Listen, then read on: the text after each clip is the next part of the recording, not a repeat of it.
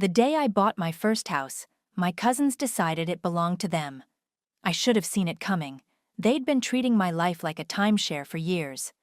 But I guess even doormats have their breaking point. My name is Tiffany, and I've spent the last decade being everyone's favorite emotional ATM. You know the type. The responsible one, the reliable cousin who always has her act together. The one who gets called at 3 a.m. because someone needs bail money or a place to crash. Again. Tiff, your Greek yogurt's gone bad. Lorelai's voice echoed through my apartment as she rummaged through my fridge. It was 7 a.m. on a Tuesday, and she'd let herself in. Again.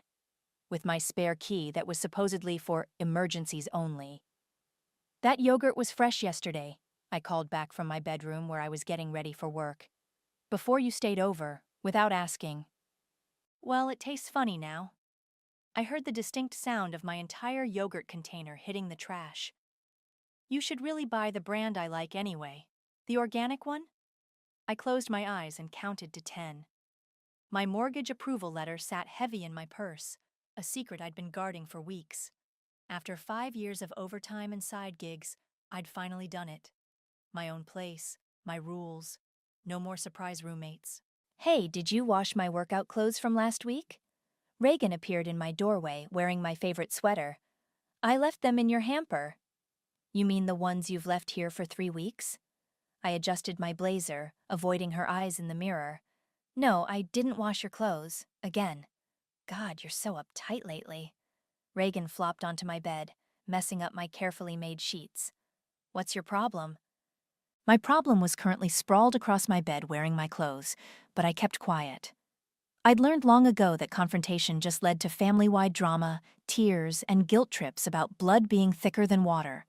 Instead, I grabbed my purse and headed for the door. Lock up when you leave, I said, knowing they wouldn't. They never did. At work, I stared at the mortgage approval letter between meetings. The little craftsman house on Cedar Street wasn't much, just 2 bedrooms and a tiny yard. But it was mine. All mine. Or it would be, after closing next week. My phone buzzed with a text from Naomi. You telling them at the BBQ tonight? I typed back, have to. Closing's next week. Want backup? I can bring wine and a taser. I smiled despite myself. Naomi had been pushing me to stand up to my cousins for years. Just wine, trying to keep it casual. The family BBQ was anything but casual. Aunt Rachel's backyard was packed with relatives, the air thick with charcoal smoke and passive-aggressive comments. I waited until most people had a few drinks in them before making my announcement. So, I said, clearing my throat during a lull in conversation. I bought a house. The reaction was immediate. Congratulations from the distant relatives, questions about the neighborhood, and then, oh my God, this is perfect, Lorelai squealed, sloshing her wine. Ray and I were just saying we needed a change of scene. My stomach dropped. What? We'll help you move in, Reagan chimed in, already pulling out her phone. I'm thinking we could do like a roommate situation, split the bills and everything. That's not really. This is so exciting! Lorelai wrapped me in a tight hug that smelled like Pinot Grigio. We'll finally all live together like we always talked about. We never talked about. I call the master bedroom, Reagan announced to general laughter. I caught Naomi's eye across the yard. She made a throat-cutting gesture and mouthed, "Shut it down." But I just stood there, smile frozen in place, as my cousins planned their invasion of my home. My sanctuary. My escape. That's when something inside me shifted. Maybe it was the way Lorelai was already ordering furniture on her phone for our house. Maybe it was Reagan texting her boyfriend about their new address. Or maybe it was just that last thread of patience finally snapping after years of stretch. I pulled out my phone and typed a quick message to Caleb at work. Remember that moving company you mentioned? I need a quote. And directions to the cheapest storage unit in town. My cousins were still chattering about paint colors and room arrangements when I looked up. I smiled, really smiled, for the first time that evening. Sure, I said sweetly. I'll even hire the moving truck. They had no idea what was coming, but they would. Family helps family, Aunt Rachel declared, slamming her coffee mug on my kitchen counter.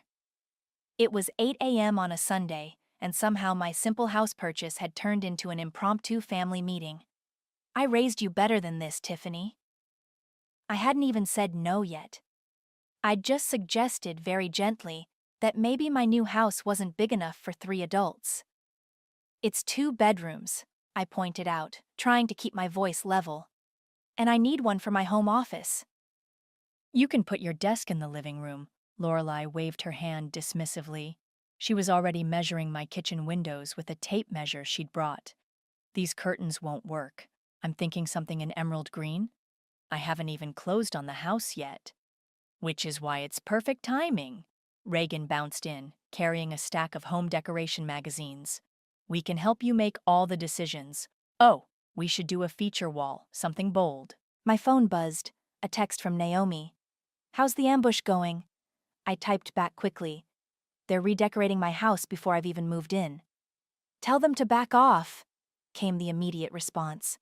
But before I could say anything, Aunt Rachel cleared her throat. You know, when your mother passed, I promised her I'd look after you, make sure you had family around you. And there it was, the dead mom card.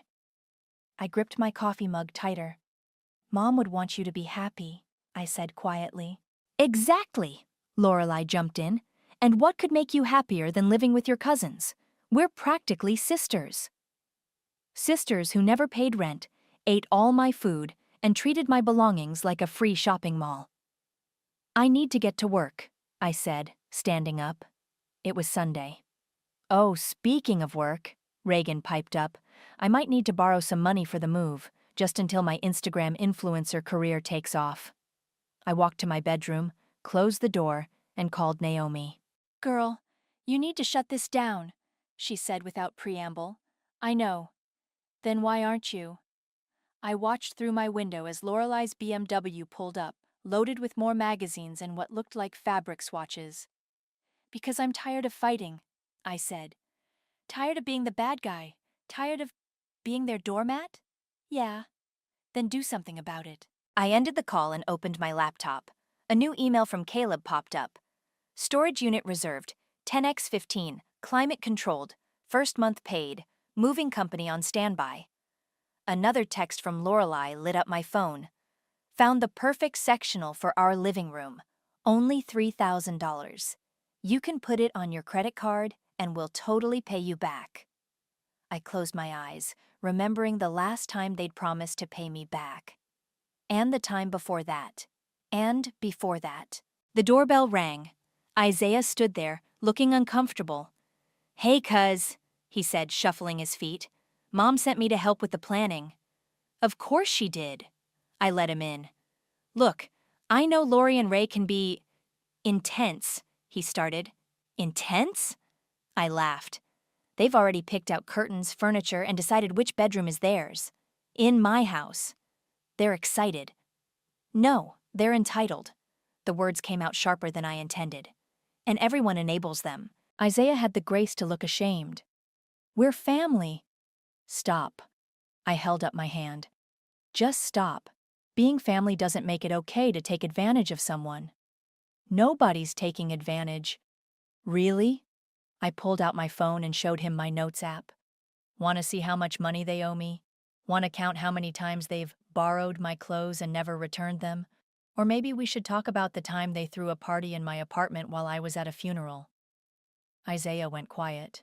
I'm done talking, I said finally. It's time they listened. My phone buzzed again, a text from Aunt Rachel. Girls are so excited about the move. Remember, family first. I looked at Isaiah.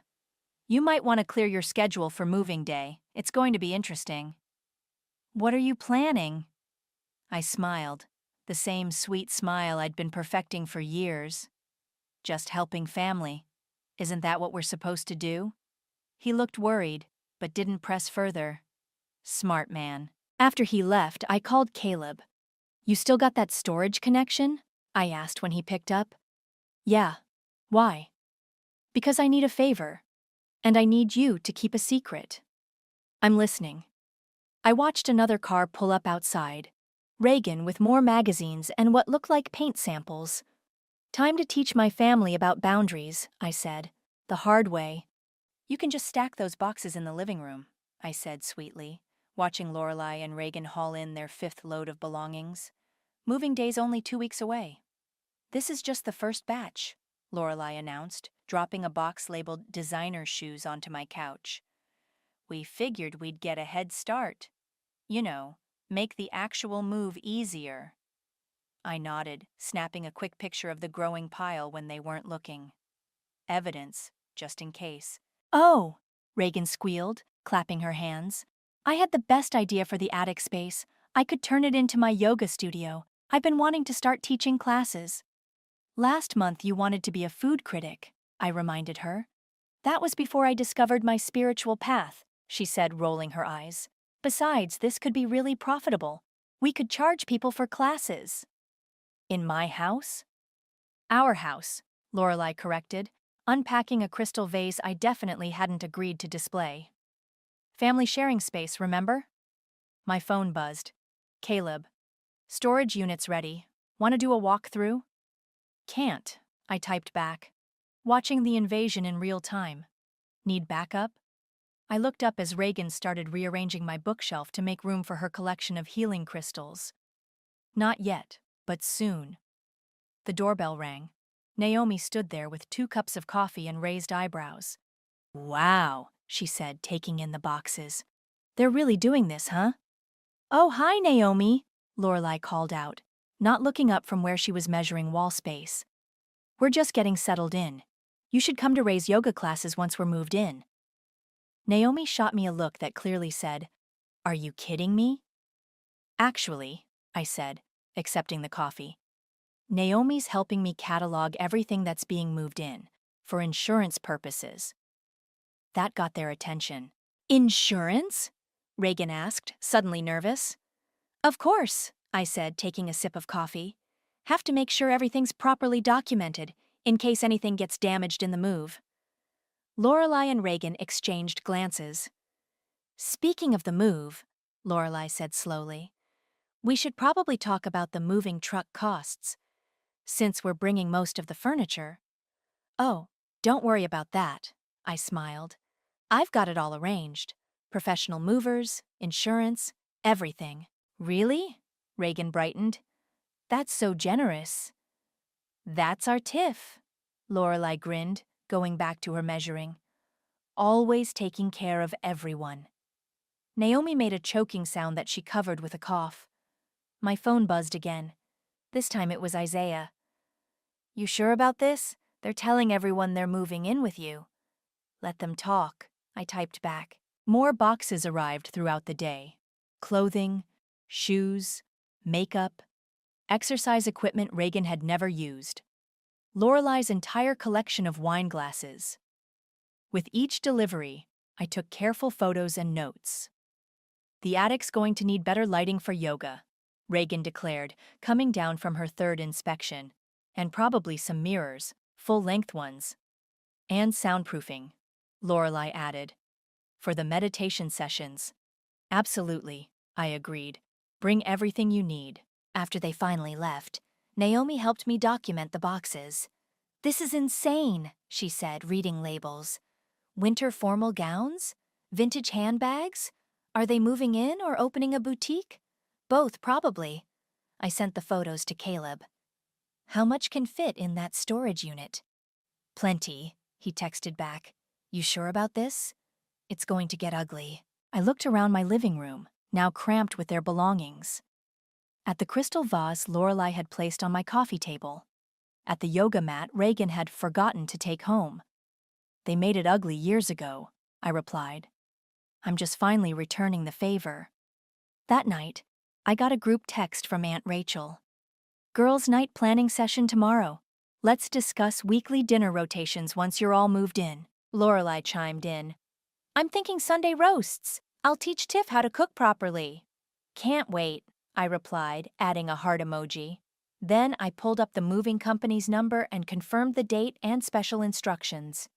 The driver seemed confused about the destination switch. But the extra 100 I'd promised kept questions to a minimum. My phone lit up with another text from Reagan. Bringing over my aromatherapy collection tomorrow. Found the perfect spot in your room. We're going to have so much fun being roomies. I took a deep breath, smelling the lingering scent of Lorelei's perfume in my apartment. 2 more weeks, just 2 more weeks, and then they'd learn what happens when you push too far. Can't wait, I texted back. Bring everything you want to keep. Because soon, very soon, they'd learn the difference between what they wanted and what they deserved. The moving truck's here, Reagan squealed, bouncing on her toes as the large vehicle backed into their driveway. This is really happening. I stood in the morning sun, sipping my coffee, and watching the driver check his paperwork. Caleb had come through. The company had specific instructions, and a hefty bonus waiting if they followed them exactly. You're being weirdly calm about all this, Lorelei said, eyeing me suspiciously. Usually you're such a control freak. Just excited to get everyone settled, I smiled, filming as the movers started loading boxes. Want to document the big day. The movers worked efficiently, loading box after box of my cousin's belongings. Designer clothes, expensive electronics, yoga equipment still in its original packaging, all carefully documented on my phone. We should follow the truck, Lorelei announced as the last box went in. Make sure everything gets there safely. Oh, I need to stop by the bank first, I said quickly. Why don't you head to the house? I'll meet you there. Perfect! We can start unpacking while we wait. Reagan was already in her car. Don't take too long. I watched them drive off, then quickly texted Caleb. They're heading to the house. Stall them. On it, he replied. Dave's ready with the truck at the storage facility. I took my time driving to my new house, taking the scenic route. My phone started buzzing 15 minutes later. Where's the truck?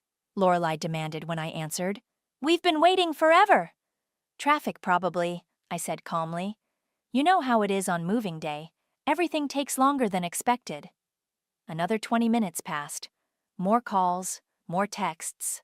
I ignored them all. Finally, Reagan's name flashed on my screen. The tracking app says the truck is at Cedar Storage. What the hell, Tiffany? I pulled into my driveway, where both cousins stood waiting, faces red with anger. What's going on? Lorelei stormed over to my car. Why is the truck at a storage facility?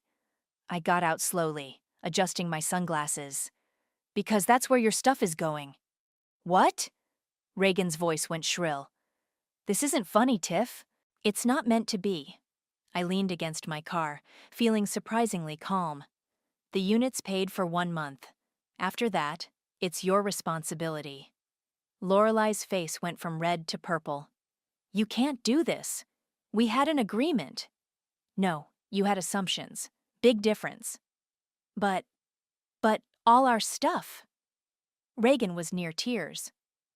What about the yoga studio? You can do yoga in the storage unit, I suggested. It's climate controlled. Lorelei grabbed my arm. This is illegal. We'll sue. I gently removed her hand. Actually, I have documentation of every item you voluntarily brought to my apartment, plus video evidence of you both acknowledging the move. Want to explain to a judge why you assumed you could move into someone else's house without their permission? We're family, Reagan wailed. Exactly. And family shouldn't take advantage of family. I pulled out my phone and showed them the photos. Remember this vase? The one you brought over without asking? Or these shoes you stored in my closet? Or maybe we should talk about the credit card bills you promised to pay. I'm calling Mom, Lorelei snarled, pulling out her phone. Go ahead.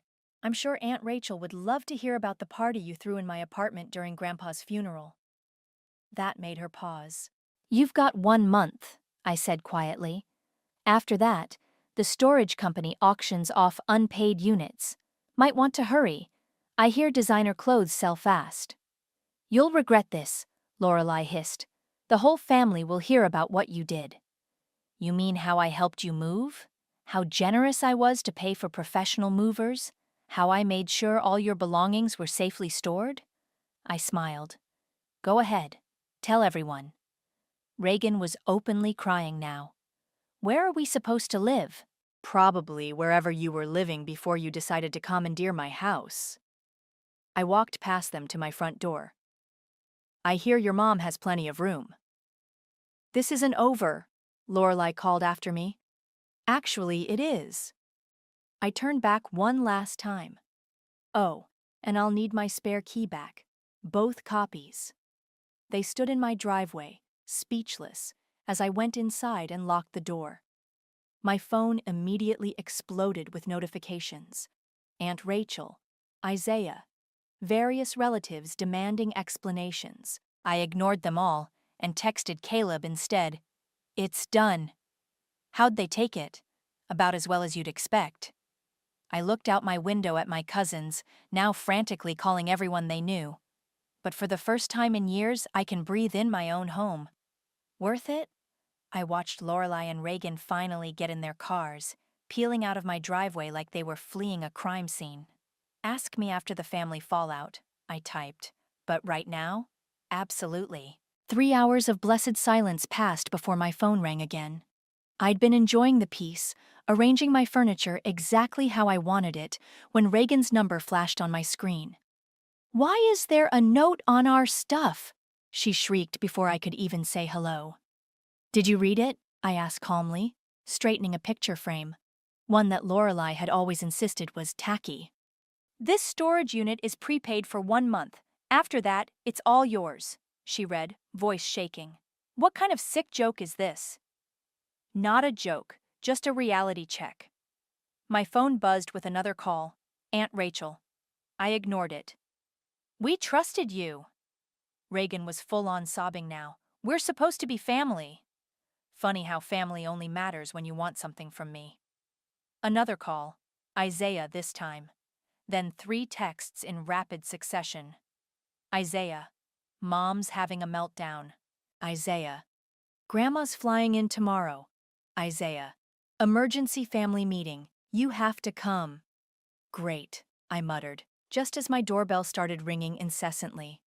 I peeked through the peephole to see Aunt Rachel, mascara running down her face, jabbing at my doorbell like it had personally offended her.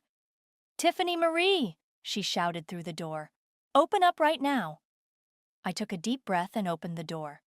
Hi, Aunt Rachel. She burst past me into the house. How could you? After everything we've done for you. Everything you've done for me? I felt that familiar anger rising. You mean like when you told everyone I was selfish for not letting Lorelai use my car after she crashed hers? Or when you made me feel guilty for not wanting Reagan to throw parties in my apartment? We raised you like one of our own.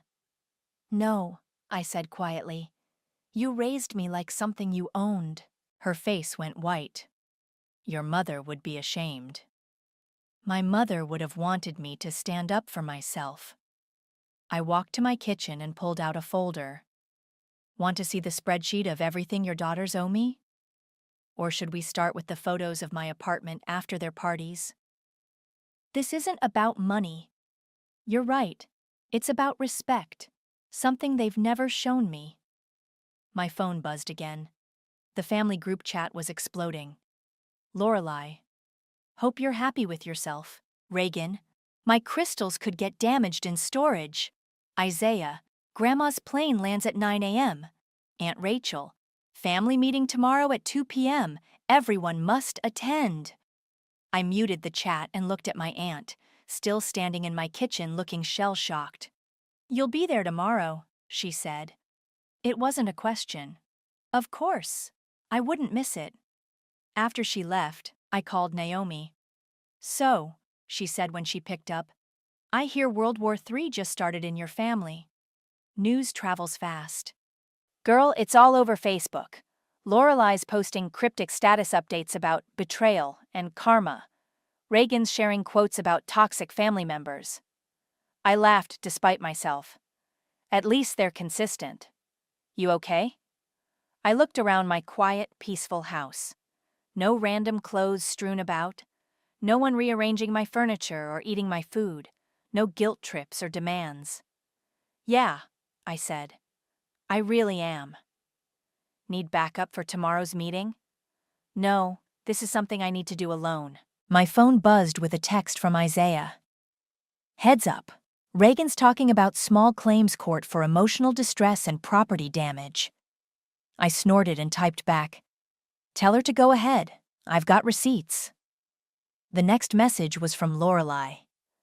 "Hope you're ready for what's coming. You picked the wrong family to mess with." I saved the message, more evidence, and poured myself a glass of wine.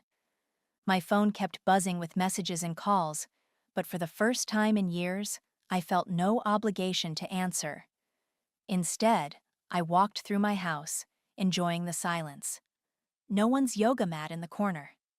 No one's unwashed dishes in my sink.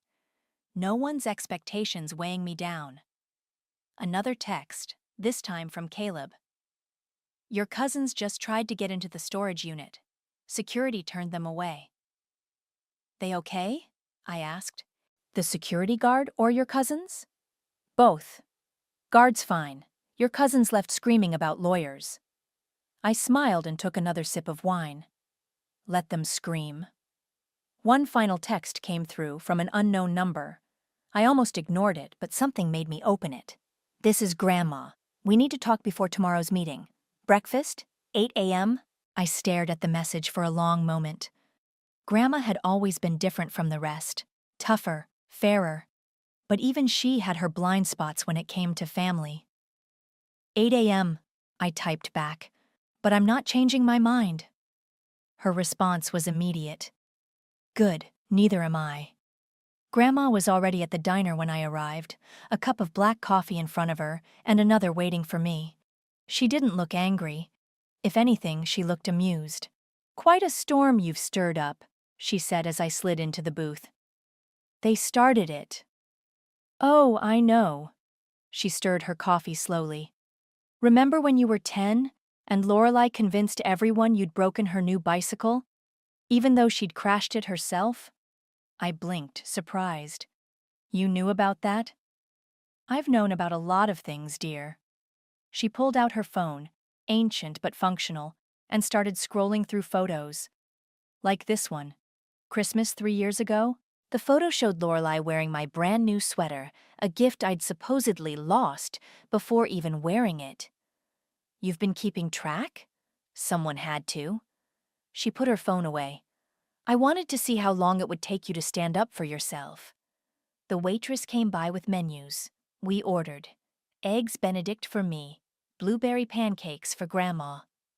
"Why didn't you say anything?" I asked after the waitress left. "Would you have listened? Or would you have made excuses for them like always?" She had me there. "The family meeting's going to be rough," she warned. "Rachel's on the warpath, says you've destroyed her girls." "They destroyed themselves. I just stopped enabling it." Grandma smiled, a sharp, satisfied expression. "Good answer. Now tell me everything. Start with the storage unit." By the time we finished breakfast, I had Grandma laughing so hard she nearly choked on her pancakes. "A month storage," she wheezed. "And they have to pay after that. Oh, that's beautiful. You're not mad?" "Mad? Honey, I'm proud. It's about time someone taught those girls about consequences." The family meeting was scheduled for 2 p.m. at Aunt Rachel's house. I arrived exactly on time to find the living room packed with relatives. Lorelei and Reagan sat on the couch, trying their best to look wounded. Isaiah hovered awkwardly by the window. Aunt Rachel stood in the center of the room, like a prosecutor ready to present her case. "Finally," she snapped as I walked in. "Now we can discuss your disgraceful behavior." "Can we?" I sat in an empty chair, feeling calmer than I expected. "Okay, let's discuss it." "You abandoned your family," Reagan burst out. "Left us homeless." "You have a home," I pointed out, "with your mother, where you were living before you tried to hijack my house." "We didn't," Lorelei started, but I cut her off. "Want me to show everyone the texts, the videos, the spreadsheets of everything you've borrowed and never returned?" "That's different," Aunt Rachel interjected. "Family helps family. Really? I pulled out my phone. So, when I needed help with Mom's medical bills, where was this family helps family attitude? When I worked 3 jobs to keep my apartment, did either of you offer to actually pay rent while you were staying there? The room went quiet. Or how about when I had surgery last year? Neither of you visited, but you did throw a party in my apartment while I was recovering at Naomi's. That's not. Lorelei tried again. I have pictures, I said flatly. Want to see them? Enough! Aunt Rachel's voice shook. We raised you better than this. We took you in after your mother died, and held it over my head ever since. I stood up, feeling decades of resentment finally surface. You didn't take me in out of kindness. You took me in because it looked good, because it gave you another person to control. How dare you? No, how dare you? My voice was steady, even as my hands shook. You raised your daughters to think the world owed them everything, to take whatever they wanted, to use people and call it family. That's not true. Reagan was crying again. Your stuff is in storage unit 247, I said. The code is 5591. You have exactly 27 days before they auction it off. I suggest you start moving. I turned to leave, but Lorelei's voice stopped me. You've got karma coming, sis, she said softly. Just wait. I looked back at her, at all of them. Karma's already here. It's called consequences. As I reached the door, Grandma's voice rang out. Tiffany. I turned. She was standing now, looking at the whole family. I'm having my weekly Sunday dinners at Tiffany's house from now on, she announced. Anyone who wants to attend better learn about respect first. The explosion of voices that followed us out was almost musical. Grandma linked her arm through mine as we walked to our cars. Well, she said cheerfully, that was more entertaining than my soap operas. Was it worth it? I asked. She squeezed my arm. Ask me again after they get their storage bill. Behind us, I could hear Aunt Rachel's voice rising above the chaos. But we're family! For the first time in years, that word didn't make me flinch. The first week in my house was blissfully quiet. No unexpected visitors, no borrowed clothes, no guilt trips, just peace, interrupted only by the occasional buzz of my phone showing another angry social media post from my cousins. Then Isaiah called. Reagan's really filing a lawsuit, he said without preamble. She's claiming emotional distress and property damage. I was making coffee in my kitchen. My perfectly arranged, nobody else's stuff in it kitchen. Let her. Tiff? She's serious. She's got a lawyer and everything. Good for her. I took a sip of coffee. I've got documentation of everything, including the time she borrowed my car without permission and got 3 parking tickets in my name. Silence on the other end. Then, she did what? Ask her about it. I've still got the receipts. After we hung up, I checked my email. 3 new messages from Aunt Rachel, all in caps, all about family loyalty. 2 from Lorelei with links to articles about toxic family members. Irony apparently lost on her. And 1 from the storage facility. Your cousins tried to access the unit again, Caleb texted a few minutes later. Security had to escort them out. They okay? Reagan threw her healing crystals at the guard. I snorted coffee through my nose. The doorbell rang. I checked the camera, Naomi holding takeout. So, she said, walking in and setting down Chinese food, I hear you're being sued. Apparently. I grabbed plates from my perfectly organized cabinets. For emotional distress and property damage that doesn't exist. You know what this means, right? I raised an eyebrow. You've won, she grinned. They're so desperate they're making stuff up. My phone buzzed again. A group text from extended family members. Aunt Patricia, family shouldn't treat family this way. Uncle Mike, your mother would be ashamed. Cousin Sarah, can't believe you'd do this to your own blood. I showed Naomi the messages. She rolled her eyes. Where were they when your cousins were taking advantage of you? Probably encouraging it. I muted the group chat. Apparently, I'm the family pariah now. Good. Naomi stabbed a piece of orange chicken. Better than being the family doormat.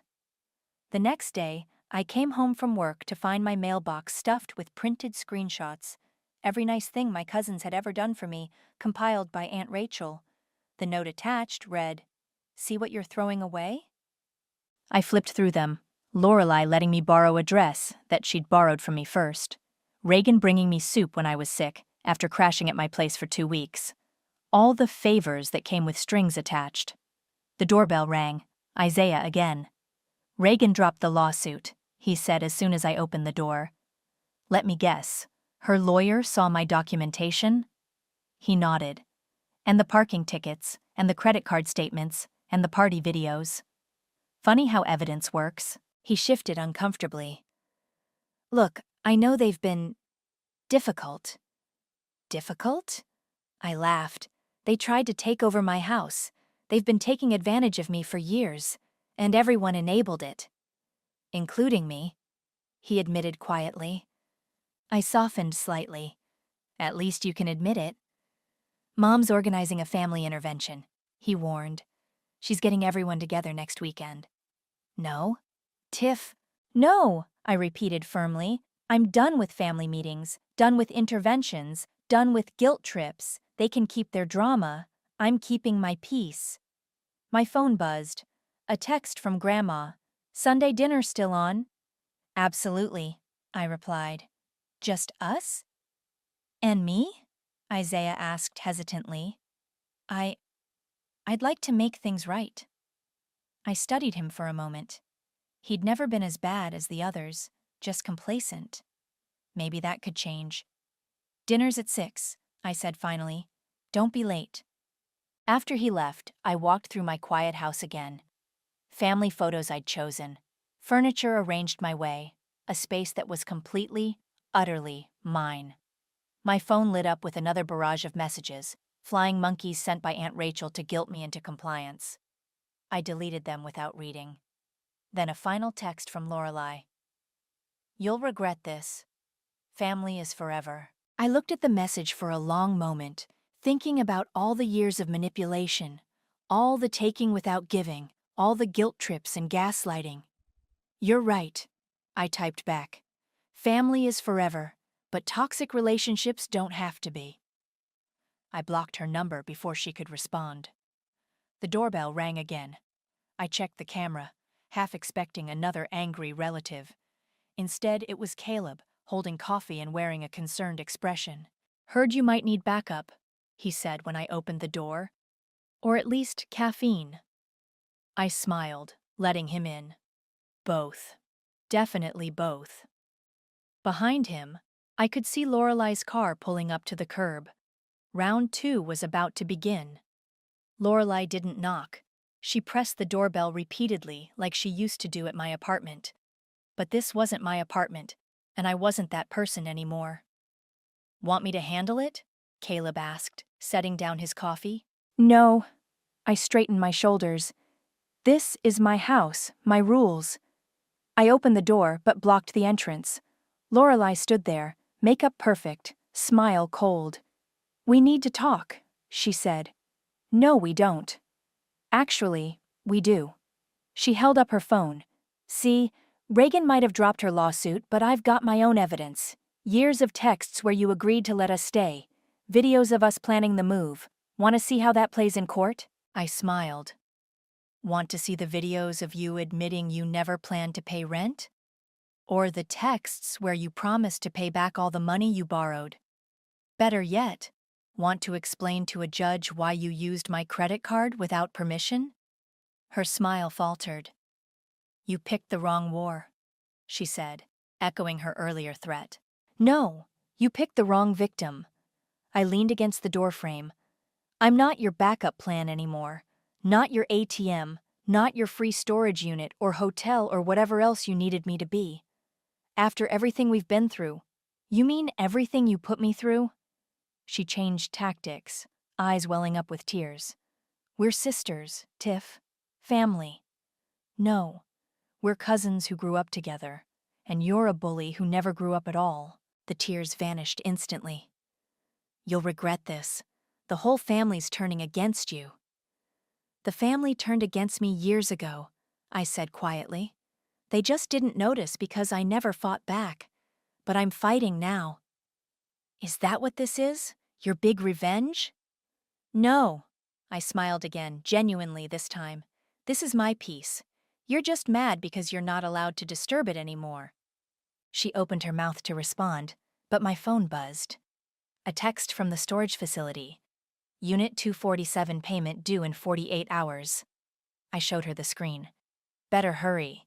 Designer clothes are hard to replace. You wouldn't. Try me.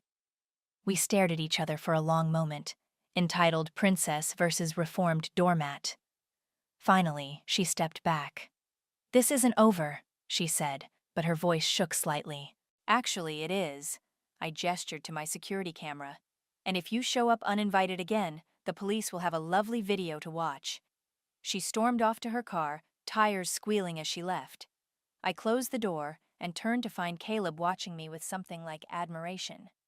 That, he said, was impressive. My phone buzzed again. Grandma, just heard from Rachel. Something about you threatening Lorelei with police? She showed up uninvited. I typed back. I showed her out. Good girl. See you Sunday. I'm bringing pie. Another text, this time from Isaiah. Mom's crying, Lorelei's raging, and Reagan's threatening to move to Europe. What happened? Growth, I replied. Try it sometime. Caleb handed me my coffee, now lukewarm. You okay? I thought about it.